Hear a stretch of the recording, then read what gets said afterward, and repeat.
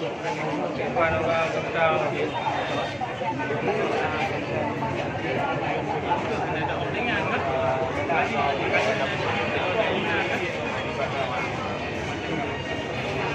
Baru, Kabupaten Pidijaya pada hari ini membagikan paket sembako dari provinsi, dari Gubernur Aceh.